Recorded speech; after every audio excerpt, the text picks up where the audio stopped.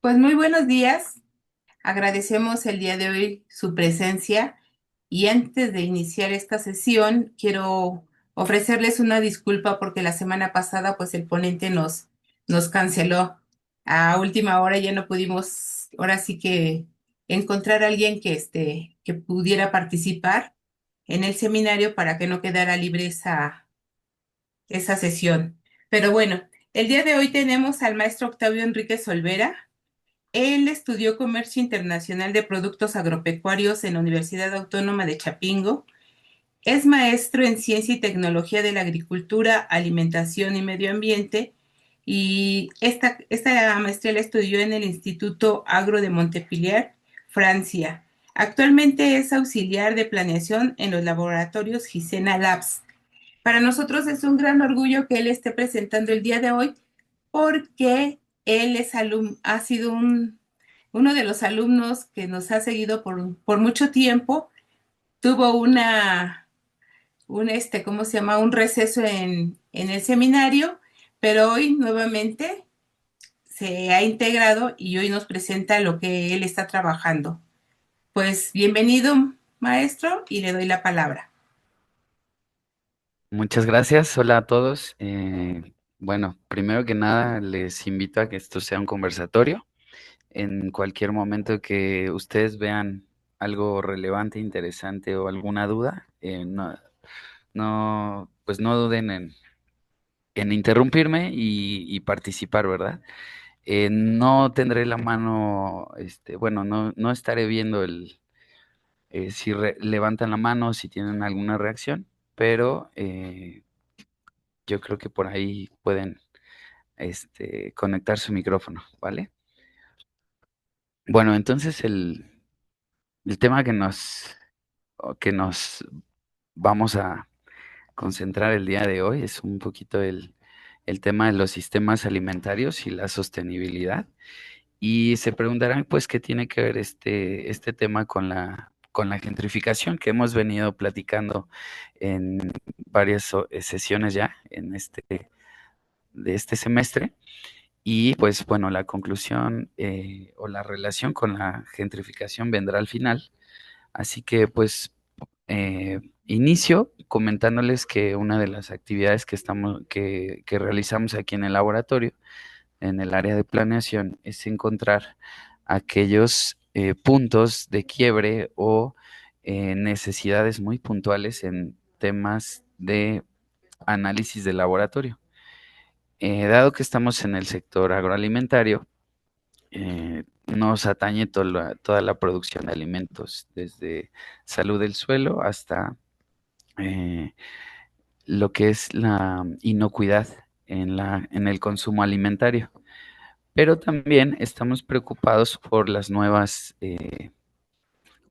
mediciones que debemos hacer a el- al menos tres tipos de huellas, ¿no? Que son la huella hídrica, la huella de carbono y la huella de toxicidad o contaminación que dejan algunos sistemas productivos. Ujú. Entonces, em, bueno, vamos a definir a la sostenibilidad alimentaria. Voy a quitar al gato, pero que son tres pilares que están interconectados. Ajá. Son las personas. Buscamos que haya más equidad, que estén saludables y que los derechos laborales no solo sean respetados, sino que vayan incrementándose con el tiempo y puedan mantener pues, seguridad económica. El otro pilar que está conectado sería el planeta, ¿no? Con el uso de los recursos, las emisiones que les comento y la biodiversidad. Un poco olvidado este tema, pero la biodiversidad pues sigue sosteniendo al menos todos los sistemas alimentarios actuales y el tema del beneficio, la viabilidad económica. Eh, bueno, la sostenibilidad pues es el equilibrio de estos tres pilares para los sistemas alimentarios, ajá, y que estos sean resilientes. En definiciones de lo que consideramos como muy débilmente sustentable y la contraparte qué es lo que es extremadamente sostenible o sustentable. Y en este momento, pues voy a pedirle al ingeniero Juan Carlos González que pueda compartir su propia definición de sostenible y sustentable, que la acabamos de explicar hace unos días con niños de la secundaria. Ingeniero. Sí, gracias, Octavio. No, pues ahora sí que ya me tocó participar. Bueno, básicamente la diferencia es el que se sostenga en el tiempo, ¿no? Sustentar, pues, es que una forma de producción sea sustentable, es decir, que pueda mantenerse, que sea autofinanciable, por así decirlo, en términos económicos. Pero cuando hablamos de sostenibilidad es un concepto que va más allá, un concepto que va con la permanencia en el tiempo, es decir, que cuidemos todo para que sigamos persistiendo a lo largo de los años, ¿no? Lo sustentable no necesariamente es sostenible. Entonces, sostenibilidad es el concepto que actualmente se maneja ya en el sector agroalimentario particularmente. Ya no hablamos de negocios sustentables, ahora hablamos de negocios sostenibles. Que la clave es la durabilidad en el tiempo. Efectivamente. En- Gracias. sí, bien, y profundizando ahí en estas definiciones, lo que lo hace poco sustentable serían las acciones que utilizan los recursos naturales, pero no tienen ninguna preocupación ambiental del impacto y pues dan los mismos servicios y estos recursos, eh, minando el- la, la capacidad operativa del ecosistema para reconvertir la tierra y en este caso, pues solo preocupada por la generación de capital, ¿no? Eh, am, bueno, la diapositiva siguiente, que tiene que ver con las cuatro dimensiones de la seguridad alimentaria, que es el uso, el acceso, la estabilidad y la disponibilidad. Ujú. En este caso, una de las actividades que tenemos aquí en el laboratorio es, eh, digamos que el mapeo de estas necesidades analíticas en términos de aquí en la parte de utilización son los centros de consumo, que nosotros recibimos solicitudes de los centros de consumo. Por otra parte es el acceso, que igual una gran parte de los análisis que recibimos tienen que ver con los requerimientos previos a la movilización y el trasiego de las mercancías. El otro que sea la disponibilidad y nos preocupamos también por hacer análisis para la toma de decisiones y a la mejora de la productividad. Y luego la estabilidad, que tiene que ver con que sean sostenibles en el tiempo estas prácticas productivas de comercialización y de consumo, incluimos las tres. Ajá. Entonces, bueno, aquí menciono a la ganadería bovina, que es uno de los sistemas más intensivos en recursos y que tiene mayor huella ecológica, ¿no? Pero no podríamos solo culpar a las vacas por digamos, por un exceso de metano, de gas metano acumulado en la tierra, sino habría que ver un poquito desde un enfoque sistémico cómo es que aquí un cuadro de las emisiones de gas de efecto invernadero en 2016 y pues a las vaquitas están por aquí, ¿no? Están de este lado. Pero ¿qué pasaría si empezamos a tomar en cuenta exacto livestock and manure, que es 5.8%?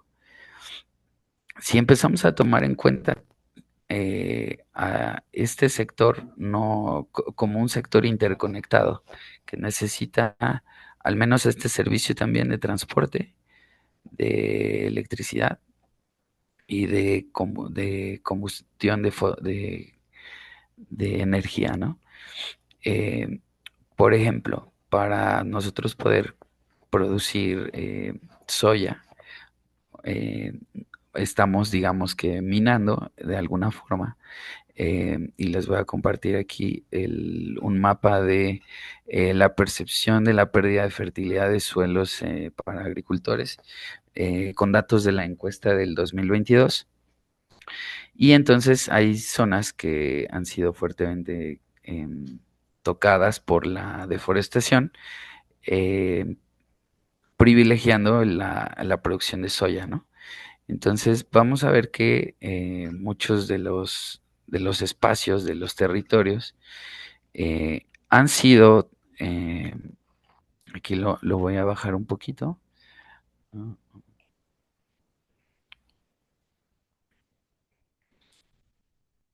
Bien, pues han sido mm, cambiados por modelos de producción como en establos, ¿no? Quiere decir en un sistema extensivo en donde se suelta a los animales para que puedan pastar, pero a su vez en los potreros, digamos que, o los espacios que ya no perdieron la cobertura forestal, se meten animales y también eh, se utiliza digamos que el espacio para producir soya. Ajá. Entonces, en este caso, tendríamos que ver no solo a un sistema productivo como eh, localizado, sino pensemos también que, eh, mm, imaginando, ¿no? Que en este puerto de Tabasco llegan buques de carga con soya. Y entonces esta soya va a alimentar al ganado de aquí, además de la soya que se produce localmente. Entonces tenemos que ir incrementando la huella ecológica y la huella hídrica, porque para algunos cereales importantes es el consumo de agua muy, muy importante. Y bueno, en toda esta zona de Chiapas también se ha observado que hay un deterioro de la cobertura vegetal por el cambio de uso de suelo. Ajá. Entonces, por eso es que a mí me parecía importante mencionar eh, que la, digamos, la degradación de los espacios físicos y la emisión de gases está interconectada en varios puntos, ¿no? En varios momentos. Ahora, como ejemplo, ese que les puse es un mapa de la degradación de suelos, ¿no? Percibida por los agricultores. Pero ¿qué pasa con el impacto social y ambiental? Se necesitan 15,000 litros de agua por cada kilo de carne. La producción de carne de bovino y también la producción lechera es la principal fuente de metano y óxido nitroso. Y como les menciono, es un motor de deforestación y pérdida de la biodiversidad. Eh, la ganadería bovina es uno de los sistemas más intensivos en recursos y con mayor huella ecológica. Y pues se ha documentado que la mano de obra que trabaja bueno, en ese sector es mano de obra vulnerable y ha acogido a bastantes migrantes que probablemente pues se quedan en el camino y se quedan a trabajar en muchas de estas granjas, ¿no? O sistemas estabulados extensivos. El alto consumo de carne, y no solo de carne de bovino, sino en general las carnes rojas, está vinculado a enfermedades cardiovasculares y bueno, y están documentados los riesgos a la salud por el consumo excesivo de carne. No solo la huella hídrica, sino el tema de la zoonosis o de las enfermedades transmitidas por animales. Pero aquí lo interesante es que desde un punto de vista de sistémico, eh, no solo la producción de bovinos es cuestionable en términos ambientales y sociales, sino es un sistema poco resiliente porque dado que depende de los precios y la volatilidad de los insumos, no solo a nivel local, como les menciono, sino a nivel global.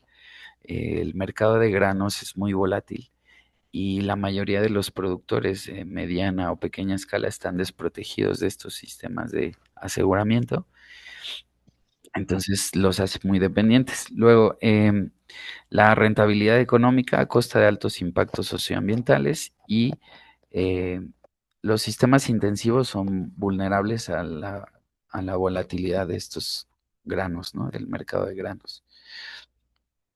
Ahora, antes de pasar a esta segunda diapositiva, bueno, a esta diapositiva donde les voy a hablar del Cool Farm Tool Model, quisiera presentarles los resultados como de un análisis que nos fue solicitado aquí en el área de planeación para entender un poquito eh, cómo, cómo es que se configura a nivel nacional el mercado de la porcicultura o de la producción de carne de cerdo. Ajá. Y no fue visible hasta que no agregué esta capa que sería la capa de eh, el paso ferroviario, ¿no? O la intersección de líneas de las vías férreas. Ajá. Y entonces se empieza a ver como una configuración en donde lo que yo estoy poniendo acá, pues son los patios, ¿no? Son los patios en donde un, un, un tren granelero puede llegar y tiene digamos que las condiciones de fácil descarga. Ajá. Entonces, ah, ¿qué quiere decir esto? Que esta infraestructura en realidad está permitiendo la concentración de la producción en zonas muy específicas. Ajá. En este caso vemos, por ejemplo, que aquí en Hermosillo hay algunos patios eh, o en la zona de Irapuato, ¿no? Aquí, eh, si alguien quisiera como platicarme, si conoce algún punto en donde se produzca carne de cerdo de manera estabulada, quiere decir que pues la mayoría de los animales están en espacios confinados y que pues los volúmenes de cabezas, aunque no se puedan ver, pues sí se pueden estimar, probablemente por los olores o por los desechos o la contaminación al medio ambiente. ¿Alguien quisiera intervenir por ahí?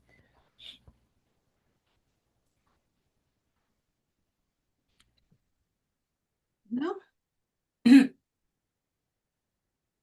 Parece que no, Octavio. Ah, ok, bien. Entonces, justo aquí me está preguntando que dónde quedó una capa de información. Déjenme se las pongo. Ajá, ujú. Bien, entonces, bueno, aquí, por ejemplo, tengo esta capa que son más de 13.500 porcinos, ¿no?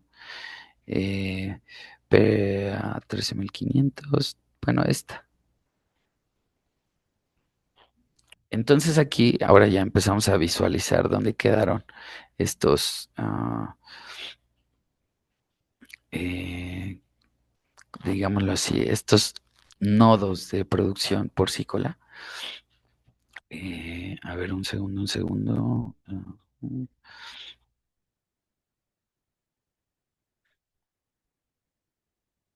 Ah, aquí está. Sí. Vamos a poner un rosa intenso, ¿no? Para que se pueda ver mejor. Ahí está. Octavio, en el chat dicen que si en la zona de La Piedad de Michoacán. Totalmente, sí, sí, sí, claro. De hecho, por aquí estamos. De hecho, estamos por aquí.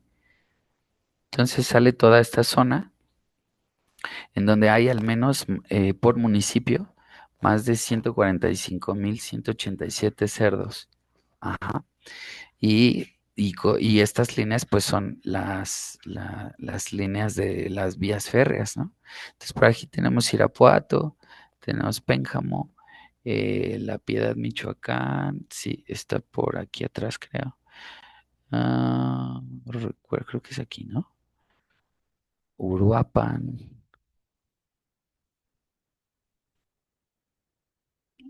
Sí, por aquí, ¿no? En La Piedad. Ah,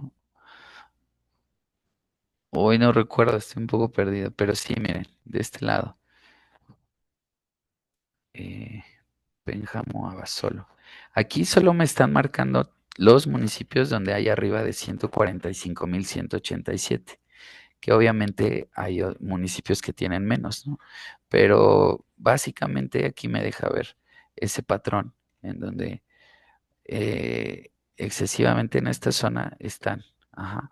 Ahora, si quisiéramos ver, por ejemplo, ah, donde hay más de 145,000.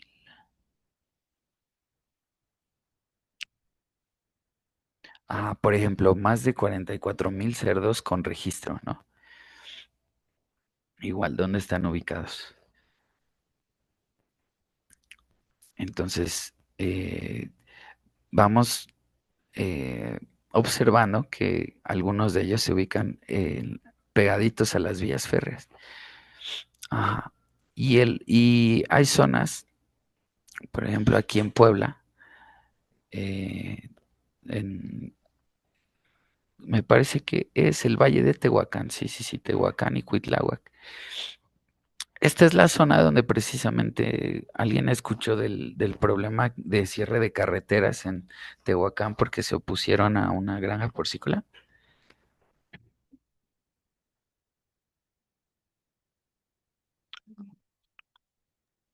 Bien, pues precisamente esta problemática del cierre de carreteras fue porque pobladores se dieron cuenta que había una eh, derrama excesiva de lixiviado de cerdo en los mantos acuíferos de esta zona. Ajá. Entonces, vamos a ir viendo que a nivel, a nivel nacional está muy localizada la producción, al menos de la carne de bovino, de porcino y la producción lechera. También hicimos otro mapa de producción lechera y converge justo en el área de Torreón, Coahuila. Y ahí están asociados otros problemas eh, como la pérdida de cobertura vegetal en el suelo, las tolvaneras o polvaredas, además de que la agricultura de los forrajes alrededor de la zona de producción eh, es cuestionable porque digamos que va diezmando la capacidad de inversión de los productores y además de una especialización en producción de forrajes. Ujú. Entonces, bueno, este es el tema aquí de cuál es el vínculo de la conexión ferroviaria con la producción de carne de cerdo.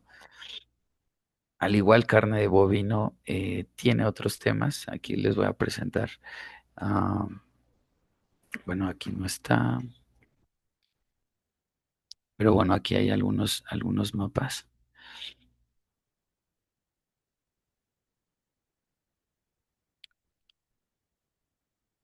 Ujú.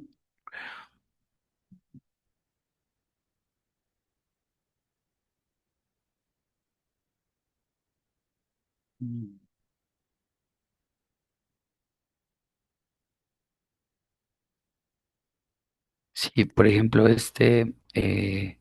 que tiene que ver con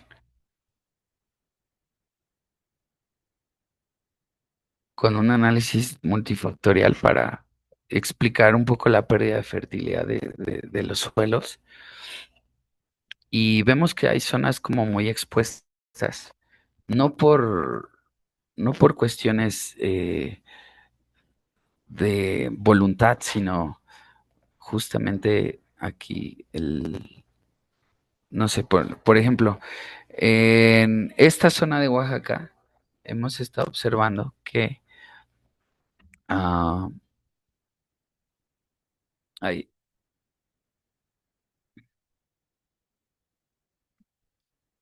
hay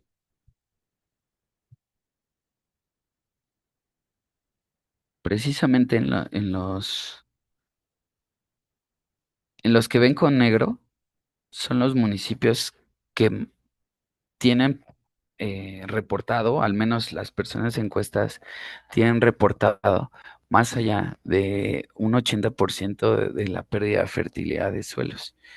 Pero como aquí observamos, son zonas que históricamente han sido eh, delegadas o ensombrecidas por temas raciales y de poca atención del gobierno. Y no culpo al gobierno, sino simplemente Oaxaca en general es una zona con una geografía muy difícil y que hace que a su vez los suelos de montaña aquí estén muy expuestos también por la producción familiar poco favorecida por el uso de insumos o más bien el uso excesivo de insumos. Y eso también es observable por la situación actual de precariedad que sufren las personas. Y es aquí donde yo haría este punto de inflexión y empezar a discutir por qué la concentración o la insostenibilidad de la producción alimentaria está asociada con el tema de la gentrificación. Ajá. Y entonces, pues aquí tengo algunas reflexiones. Ajá.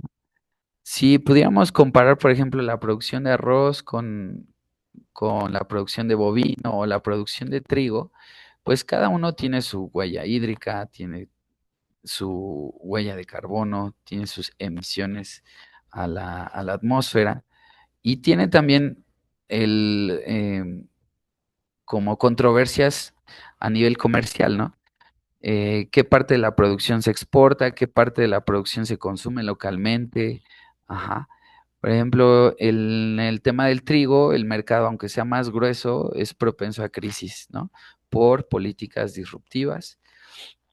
Eh, y que cada uno de los sistemas alimentarios tiene trade-offs, ajá, que dentro de cada uno de ellos va a haber movilidad de recursos y que esta movilidad de recursos, en la medida que empecemos a monitorearlo, podremos entender hacia dónde mover.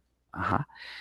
No hay un sistema perfecto, cada uno implica compensaciones que deben gestionarse. Entonces, ¿qué pasaría si justamente el trade-off de Tabasco es que las maderas preciosas pues ya no están en Tabasco? ¿Qué tendría que suceder ahí?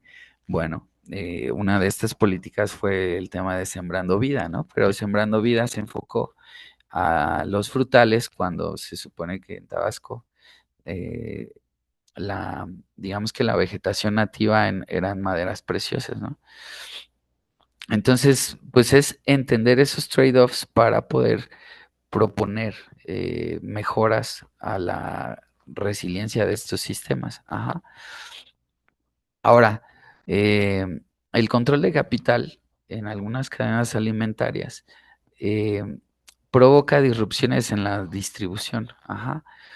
Eh, algunas empresas controlan nodos claves, marginando a pequeños productores. Ajá. Y ahora, ¿qué pasa? Bueno, que la degradación de los ecosistemas en realidad está provocando un éxodo rural hacia las ciudades. Pero ¿qué pasa si en las ciudades no los pueden acoger? Bueno, se van haciendo ciudades más grandes eh, y de repente hay como una sustitución de la población de bajos ingresos, pero el foco del gobierno está en las áreas centrales, las áreas que son susceptibles de aumentar su valor. Ajá. Eh, entonces lo que pasa es que hay un desplazamiento rural y urbano, se diferencia socialmente por el acceso a los recursos y el tema bueno, en cuestiones como industriales era la obsolescencia programada, Pero en cuestiones de gentrificación, pues habíamos ya platicado de del un desastre inducido, ¿no? Un desastre inducido de los centros de vivienda, y en estos centros de vivienda que se precarizan por cuestiones climáticas, por cuestiones de desastres, ahora solo se prioriza pues a las personas con recursos, ¿no? Entonces, esta concentración de poder pues va a agravar inequidades y va a reducir la resiliencia. Y resulta que cuando uno voltea a ver qué sucedió en las zonas rurales, pues vemos que quien ostenta el capital o quien tiene capital ahora se apropió de esos espacios, pero adoptando modelos de sobreexplotación. Y los dos que les presenté son de sobrepastoreo, o bien de un monocultivo, o bien de explotación intensiva, que representa una carga para pues, los acuíferos, para los suelos. Y entonces uno voltea a ver que hay zonas rurales que ya no son habitables por estos modelos. Ajá. Y entonces la insostenibilidad de algunos sistemas productivos de alimentos está directamente relacionada con la gentrificación. Y, y pues ah, lo que hay que empezar a ver es qué pasa con esos ciclos, con ese flujo de recursos. Ajá. Y nosotros en el laboratorio lo que hacemos es proponer análisis que permitan evaluar los flujos tanto de nitrógeno, de fósforo, de metales pesados, de contaminantes en el agua, en el suelo, en los esfuerzos que hacen por eh, como mejorar los lixiviados, por mejorar eh, las enmiendas orgánicas que hacen los pequeños productores.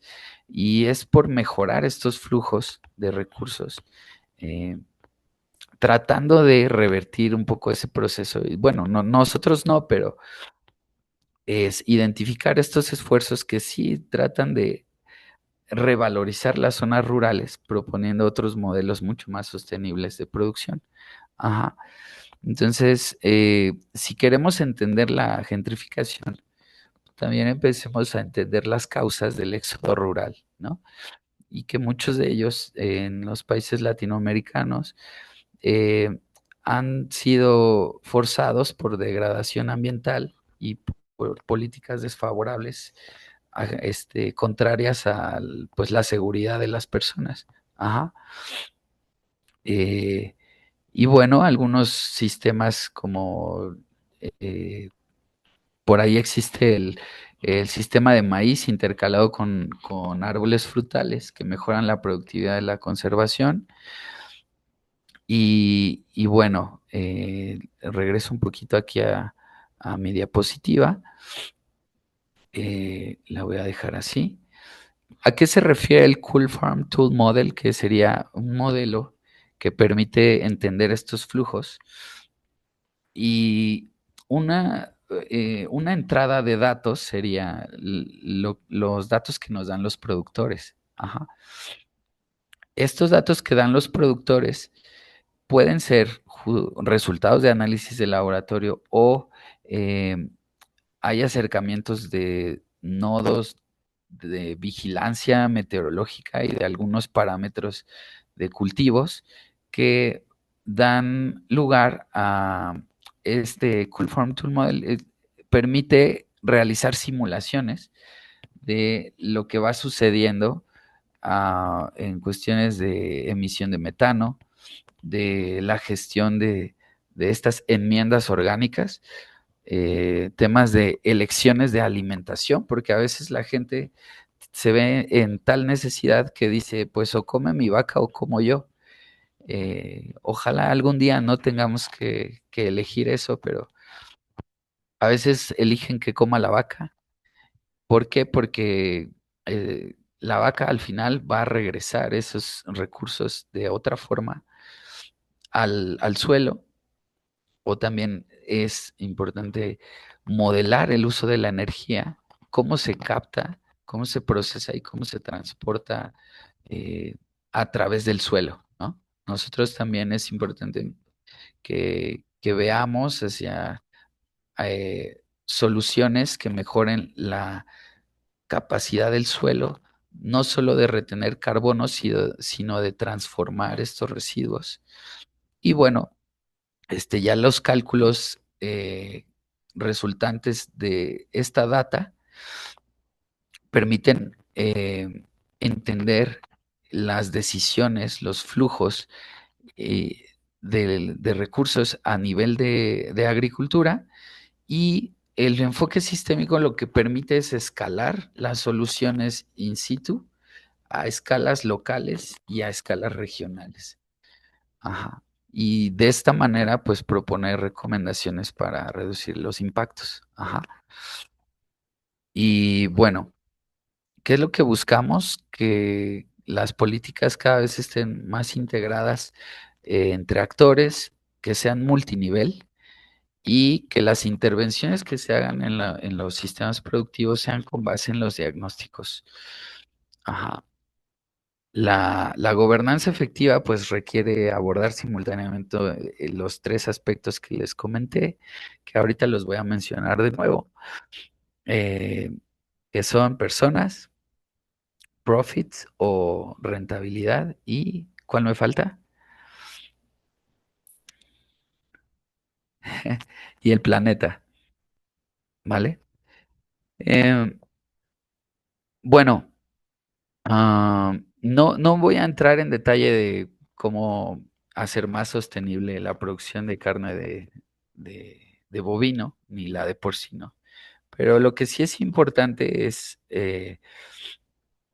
hay que hacer intervenciones muy específicas para cada sistema, para cada contexto, y evaluarlos de manera histórica para que podamos entender la toma de decisiones.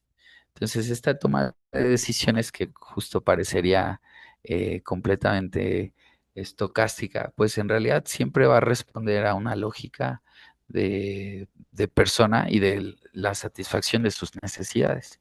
Ajá. Y no hay una solución única.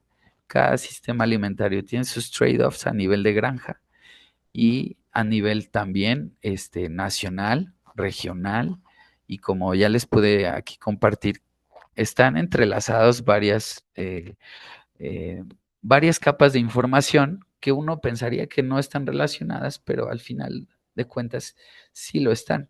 ¿Y cómo es que llegué yo a la conexión entre el sistema ferroviario y la producción de carne de cerdo localizada? Bueno, fue porque había que entender cuál era el negocio de Estados Unidos con el movimiento de los granos, ¿no? Y en realidad, pues me di cuenta que solo había dos compañías que estaban moviendo todos los granos, que era maíz amarillo para alimento animal, y por ahí tenían sorgo y soya. Y dije, ok, entonces, bueno, esto explica buena parte de, pues, qué está sucediendo, ¿no? Eh, la sostenibilidad exige gestionar compensaciones y actuar en todos los niveles del sistema, entendiendo la vinculación de una y otra variable y eh, pues equilibrar las tres P's, que es personas, planetas y beneficio o profit. Ajá. Y bueno, para lograr coordinación y equilibrio entre las partes, habría que pensar de manera sistémica. Y bueno, por ahora es todo, pero tengo pues digamos más material que me, me serviría para platicar de muchas otras cosas, así que pues les cedo la palabra. Gracias, Octavio. ¿Alguien quisiera comentar algo? Preguntar.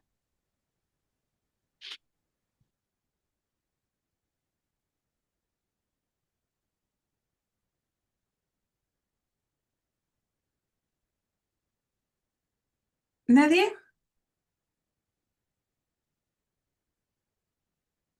O escribirle en el chat. Sí, aunque no tengan micrófono, Ajá, yo no tengo cámara, pero aquí ando. Y perdón si se escucha un poco mormado, pero están buenos los fríos. sí. Si gustas ponerla en el chat, ya está ahí.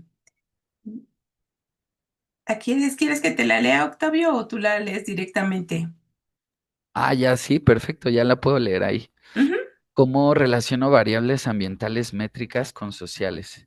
Bien, pues en particular resiliencia. Excelente pregunta. Pues primero, ¿cuáles serían estos tres ciclos que les comenté? Carbono, huella hídrica y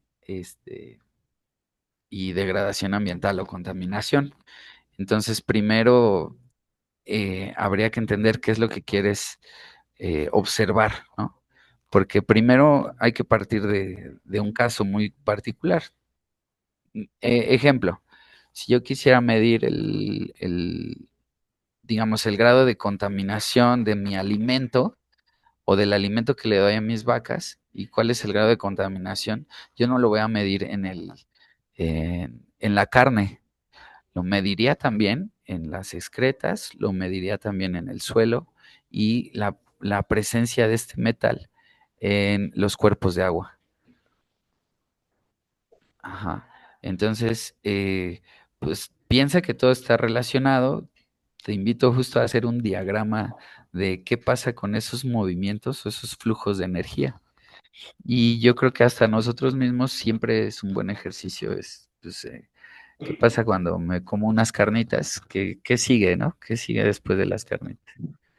Pues obviamente voy al baño y pues ya, de ahí a donde va y terminaría uno no muy lejos en algún cuerpo de agua que justamente ha sido contaminado y pues la suma como de los individuos siempre nos va a dar esas concentraciones.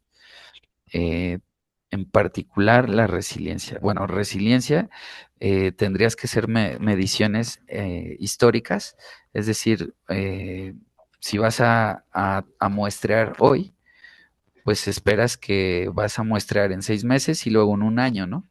Y tendrías que ver alguno de tus indicadores de contaminación reducirse y entonces empezar a ver que si se redujo localmente, de qué manera se redujo y entonces indagar cuáles son nuestros sistemas de biodigestibilidad o digestibilidad natural o de también la capacidad de absorción de tu suelo o de tu sustrato y entonces empezar a medir la resiliencia con otros parámetros que no necesariamente son sociales, sino las acciones son el vehículo y los indicadores o los análisis de laboratorio te dan la cuantificación de estas acciones implementadas, ¿no?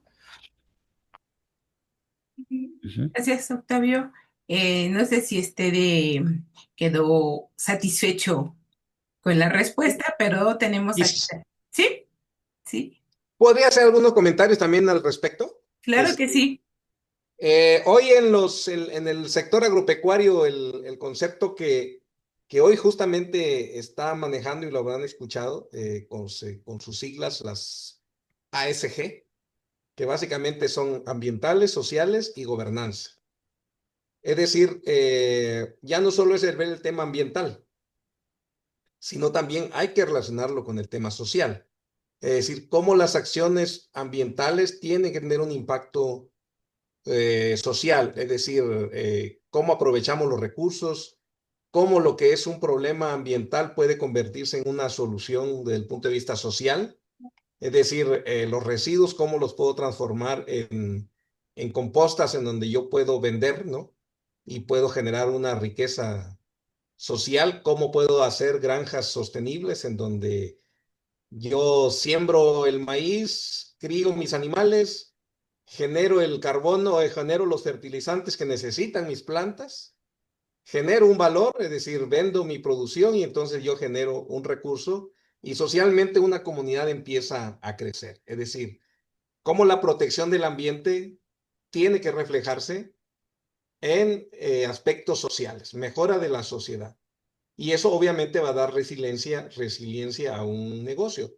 Comentarles rápidamente, hoy hay un esquema, cuando hablaba Octavio de la huella de carbono, Hoy hay algunos esquemas que se están ya impulsando en donde las empresas que generan carbono están comprando algo que se llama créditos de carbono. Es decir, una comunidad aplicando prácticas sostenibles de aprovechar la composta, de mejorar el suelo, de tener más plantas, de cultivar, hacer diversidad de cultivos.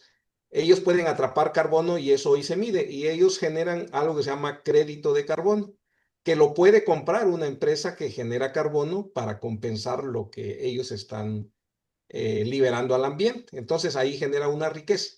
Entonces, para mí la relación es que cuidar el ambiente tiene que derivar en un beneficio social.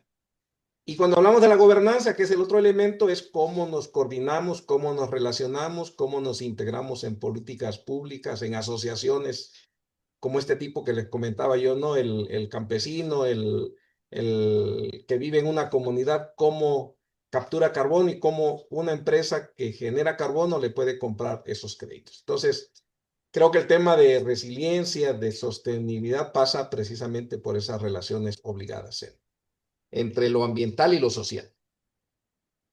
Muchas gracias, Juan Carlos. Aquí tenemos unos comentarios también en el chat. No sé si ya los viste, Octavio. Sí, así es, fue muy sonado. Yo creo que estaba por ahí en Europa cuando sacaron ese estudio creo que hicieron un monitoreo de las aguas grises a medianoche, creo. Querían saber qué país consumía más cocaína. Y entonces, qué país de Europa. Y por ahí pues ganó Inglaterra y hasta pudieron saber de qué localidad.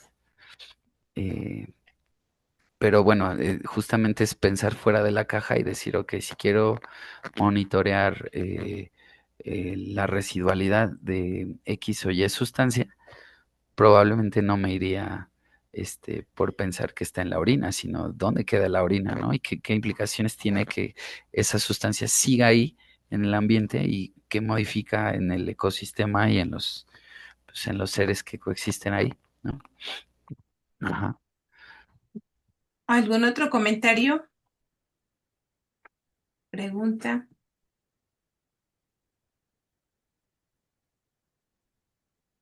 ¿Ninguna?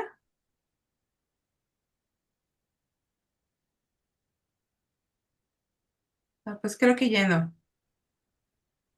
Pues si no tenemos más preguntas ni sí. Ah, sí. A ver, no sé si la quieres leer o te la leo. Ah, excelente. No, sí, sí, ya la leí. La pregunta es parecida. ¿En qué están invirtiendo los agricultores que se dedican al sorgo y producción de cerdo? Me parece que muchos invierten en bienes inmuebles. Ajá. Pero ¿qué tipo de bienes inmuebles? Y justo la encuesta agropecuaria, nacional agropecuaria, lo que indica es que están invirtiendo más en infraestructura de sus mismas granjas. ¿A qué se refiere? Puede ser este más tecnificada. eh, Quiere decir que invierten ahorita ya en inteligencia artificial que pueda monitorear en tiempo real la temperatura de los animales, monitorean también el agua, o sea, las sales, la concentración de, de medicamentos, de insumos veterinarios. Hay mucha más inversión también sobre todo en la tecnificación pues sí, las instalaciones de producción. Ajá. Entonces yo, si quisiera ver a qué se dedican ellos, eh, tendría que ver las estadísticas de cuánto en esos municipios en específico ha aumentado la compra tal vez de cámaras frías, la compra de salas de baño, salas de estadía, inversiones en construcciones, este, muchas otras variables para explicar justo esto, que estas personas en la medida que van acumulando más capital, invierten en su propia infraestructura y ahorita la inversión más grande es en tecnología y esta sí no está muy bien documentada en la encuesta, pero yo diría que hacia eso va. Ajá. Gracias, Octavio. ¿Algún otro comentario? Pues creo que ya no. Ahora sí, parece que ya no.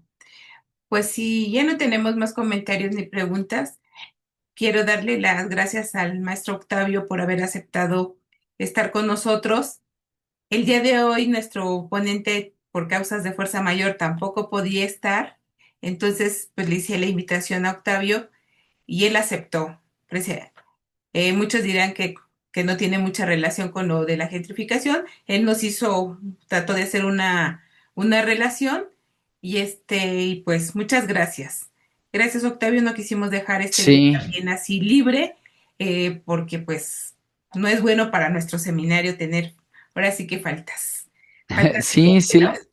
Bueno, Entonces, quiero concluir justamente que sí hay relación con la gentrificación y solo recordar que este fenómeno de la apropiación cultural, de que ahora una persona justo de Oaxaca que tiene que emigrar para ir a hacer la pizca a Sonora o a Sinaloa ujú, y que de repente se encuentra en un centro urbano gentrificado, que no pueda comer la propia comida porque no le alcanza, ¿no? Entonces, tiene que ver la reflexión hacia por qué la gentrificación, el resultado final es que la misma gente no puede ni siquiera consumir los alimentos que alguna vez ayudó a producir, ¿no?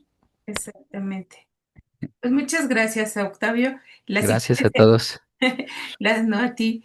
La siguiente semana ya estará el doctor Ricardo, que es nuestro ponente, el doctor Ricardo López Santillán, del Sepsis, y otra doctora que no recuerdo ahorita el nombre, y esperamos ya no tener más dificultades con nuestros ponentes.